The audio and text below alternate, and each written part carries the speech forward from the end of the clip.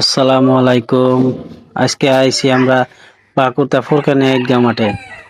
দেখেন আজকে ভিতরে ঢুকি আপনাদের দেখায়। বাকুতা ফুরকানি ঈদগাহ মাঠের ভিতরের পরিবেশটা দেখেন, অনেক সুন্দর। দেখেন বিশাল বড় ঈদগাহ মাঠ এটা।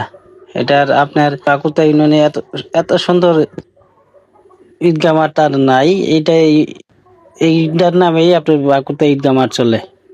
দেখেন ছেলে পেলেরা খেলাধুলা করতেছে, এখানে ফুটবল খেলতেছে। এই যে ওরা, মাঠ নাই তো বাকুতা, আবার শর্ট মাঠ একটি স্কুল মাঠ আছে, তাও আবার মনে করেন বড়দের দখলে আছে।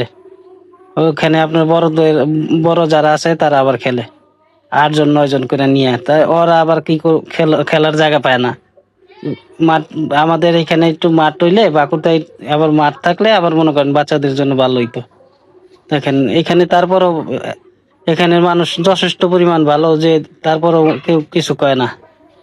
বাচ্চাদের খেলাধুলার একটা করে দিছে, বিনোদনের একটা জায়গা হয়েছে। প্রতিটা বাচ্চাদের বিকেলের দিকে যদি খেলতে পারতো তাহলে অনেক শরীরের জন্য ভালো, অনেক উপকার। দেখছেন এইখান থেকে দূরে এত বড় দেন। দেখ দেখ দেখ দেখ দেখ, গোল দিয়ে দিছিল রে, দিছে গোল গোল গোল। কি করলি রে, গোল দিয়ে দিলি। 7টা বল গোলে দিয়ে দিছ, হয়তো হয়তো মেডেল পাওয়ার উপযুক্ত হয়ে গেছে গা। হ্যাঁ, অনেক সুন্দর পরিবেশ। সবাই ভালো থাকবেন। আসসালামু আলাইকুম।